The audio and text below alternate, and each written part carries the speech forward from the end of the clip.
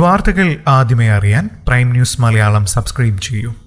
കാട്ടാക്കടയിൽ 10ാം class വിദ്യാർത്ഥി ആദിശേഖറിനെ കാറിടിപ്പിച്ച് കൊലപ്പെടുത്തിയ കേസിൽ പ്രതി പ്രിയരഞ്ജൻ കുറ്റക്കാരനെന്ന് കോടതി. തിരുവനന്തപുരം 6ാം അഡീഷണൽ സെഷൻസ് കോടതി ഉച്ചയ്ക്ക് 12:30 ശിക്ഷ വിധിച്ചത്. പൂവച്ചാൽ സ്വദേശികളായ അരുൺകുമാറിന്റെയും ദീപയുടെ മകനായ ആദിശേഖറിനെ പ്രിയരഞ്ജൻ മനഃപൂർവ്വം കാറിടിച്ച് കൊലപ്പെടുത്തിയെന്നാണ് കേസ്. ജീവപര്യന്തം ശിക്ഷയാണ് പ്രതിക്ക് വിധിച്ചിരിക്കുന്നത്. 10 ലക്ഷം രൂപ പിഴയുമുണ്ട്.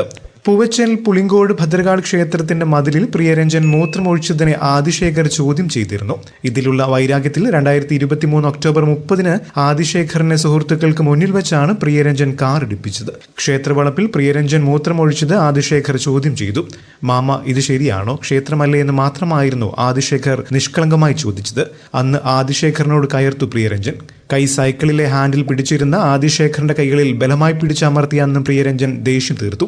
കാണിച്ചു തരാമെന്ന വെല്ലുവിളി. ഇതാണ് മനുഷ്യ മനസ്സാക്ഷിയെ മരവിപ്പിച്ച അരുംകൊലയ്ക്ക് കാരണമെന്നാണ് പോലീസ് കണ്ടെത്തിയത്. ക്ഷേത്രത്തിന് സമീപത്തെ റോഡിൽ സൈക്കിളിൽ കയറാൻ ആദിശേഖർ ശ്രമിക്കുന്നതിനിടെ പിന്നിലൂടെ കാറിലെത്തിയ പ്രതി ഇടിച്ചു തെറിപ്പിച്ച ശേഷം നിർത്താതെ ഓടിച്ചു പോവുകയായിരുന്നു. അലക്ഷ്യമായി വാഹനം ഓടിച്ചതിനാണ് ആദ്യം കേസെടുത്തത്. കുട്ടിയുടെ ബന്ധുക്കൾ നൽകിയ മൊഴിയും CCTV ദൃശ്യങ്ങളുമാണ് ആസൂത്രിത കൊലപാതകമാണെന്ന് തിരിച്ചറിയാൻ കാരണമായത്. സംഭവത്തിന് ശേഷം കാർ ഉപേക്ഷിച്ച് കുടുംബവുമായി തമിഴ്നാട്ടിലേക്ക് കടന്ന പ്രിയരഞ്ജനെ Kattakada station house officer D. ശിവകുമാറിന്റെ നേതൃത്വത്തിലാണ് കന്യാകുമാരി കുഴിത്തുറയിൽ നിന്നും അറസ്റ്റ് ചെയ്തത്.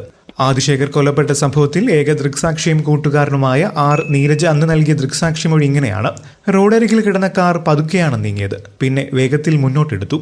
ഈ സമയം സൈക്കിൾ വളയ്ക്കുകയായിരുന്നു ആദിശേഖർ. തൊട്ടുപിന്നാലെ വേഗത്തിൽ കാർ ഞങ്ങൾക്ക് നേരെ വന്നു. ഇടിക്കാതിരിക്കാൻ ഞാൻ ക്ഷേത്രവഴിയിലേക്ക് എടുത്തു ചാടി. കാർ വേഗത്തിൽ വരുന്നത് കണ്ട ആദിശേഖർ പിന്നിലേക്ക് തിരിഞ്ഞു നോക്കിയപ്പോൾ ഇടിച്ചു തെറിപ്പിച്ചു.